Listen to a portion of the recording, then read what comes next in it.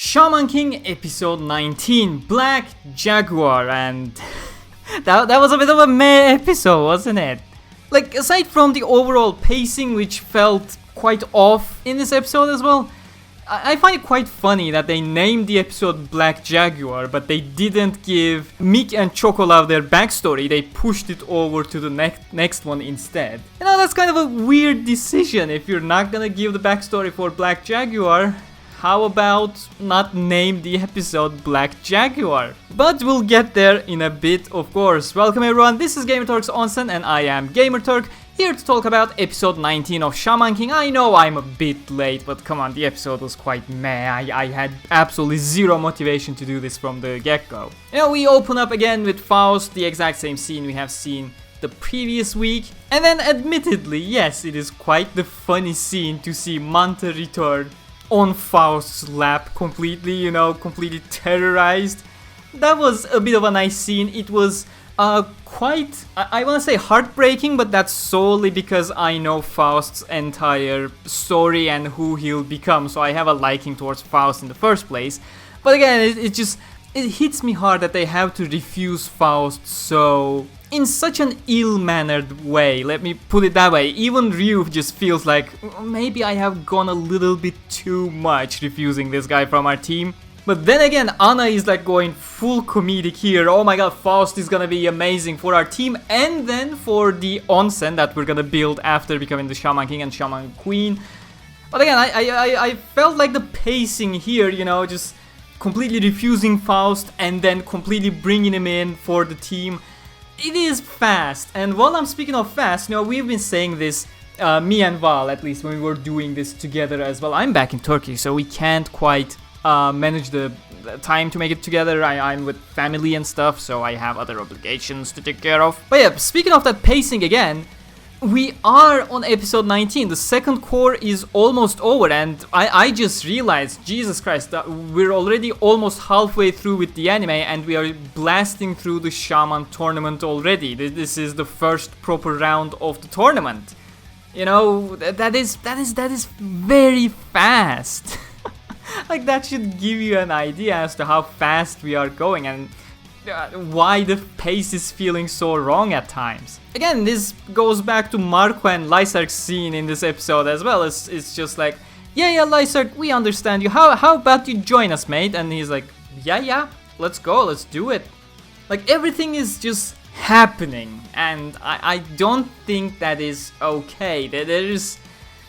I'm pretty sure we talked about in earlier episodes as well. There's either a build-up for something and there's no payoff due to time constraints, or there's a payoff happening but there is no proper build-up that set it up, again, due to time constraints. Again, we can argue that Lysark had a lot of build-up in the previous episodes, but when you look at this scene in this episode specifically, it's like, yeah, let's chuck in those 20 seconds of Lysark, who has absolutely nothing to do aside from appearing for 20 seconds in this episode. It just feels, it's disconnected. That I think that's the best way I can put it. Then again, Anna has a random scene just going to talk with Silva, giving him the house book and stuff, showing him the Shikigami, that she has control over the Shikigami.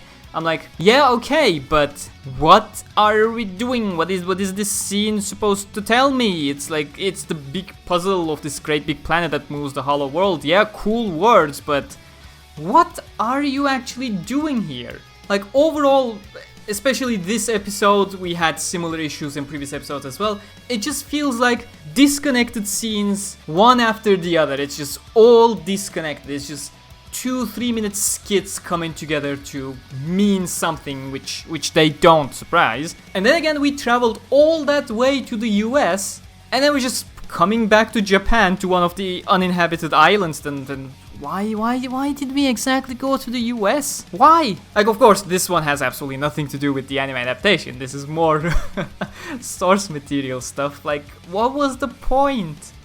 Like, why did you make everyone just convene over there in Japan, bring them over to the US, and then bring them back into Japan? What is the thought process over there? I have absolutely no idea. Ren's family embarrassing him, that's a great scene. I love that one. But yeah, when it comes to the first match, Team the Ren against the Mexican guy and the two Bozo guys, I believe that was their name, that I did not care much about.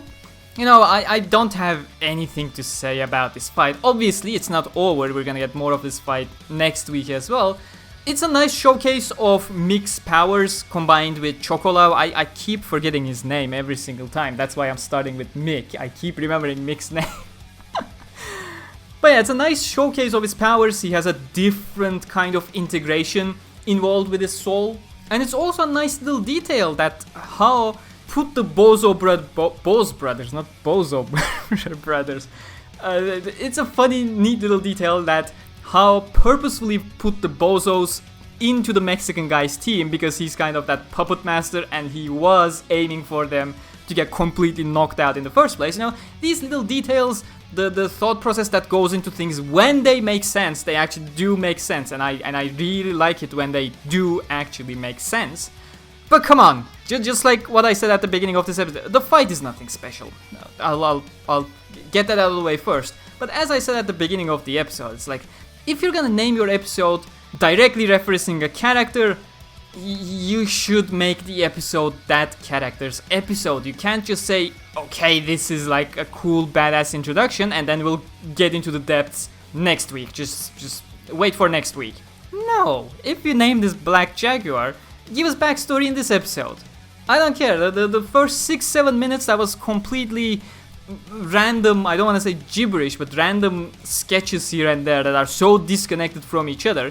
They're already bad, they're already so disconnected that they don't make sense. Just, I know, throw them out, make them a small flashback. I can't believe I'm saying this after the Zakaria chapter back in El Session Anime was dealt that way, but come on, that is, at least the Zakaria chapter properly adapted would not be a mishmash of random sketches that are so disconnected from each other. Here, they really don't make sense. They're already abridged to a point where they don't make proper sense. Just cut them out. Cut them out. I mean, I said this for the Zakaria episode as well. If you were gonna bring it down to a 90-second flashback, just cut it out. Like, if you're gonna devolve something into such a thing that no longer makes sense, it really doesn't need to be there, does it? Just cut it out.